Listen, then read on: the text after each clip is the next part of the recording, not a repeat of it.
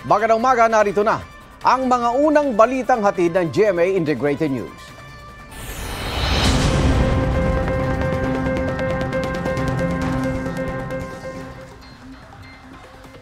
Naalarma mga residente ng Barangay Apolonio, Samson, Quezon City nang bigla raw maglabas ng baril ang isang lalaking lasing sa kanilang lugar. Ayon naman sa suspect, hindi sa kanya ang baril na napag-alaman pang walang lisensya. May unang balita si James Agustin.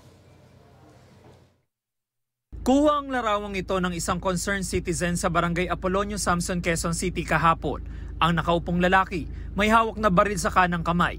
Ayon sa pulisya, ikinaalarma ito ng mga residente, kaya inireport sa kanila. Pagdating po dun sa lugar, naituro po yung kinaroroonan ng suspect at naaktuhan nga po natin ito na dala-dala po yung baril. Habang may hawak, nagsasayaw pa po yung tao at lasing na lasing po. Arestado ang 35 anyos sa construction worker na si Joseph Valenzuela.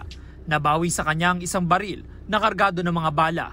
Ito na ang ikatlong beses na makukulong ang suspect. Base po dun sa investigasyon po na naisagawa po natin ay may kaso na po ito dati na sa pagnanakaw at may kinalaman po sa illegal na droga, sir. Yung baril po na na-recover natin sa kanya na wala nga po itong kaukulang lisensya na maaari pong nagamit niya po sa ibang krimen. Ang suspect aminado na inilabas niya ang baril pero hindi raw niya ito pagmamayari. Nakita ko lang po sa kasama ko, sir. Gusto niyang makita. Saan niyo ginagamit yung baril?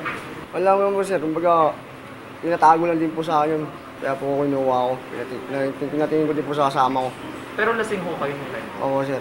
Maharap ang suspect sa reklamong paglabag sa Comprehensive Firearms and Ammunition Regulation Act. Ito ang unang balita. James Agustin para sa GMA Integrated News.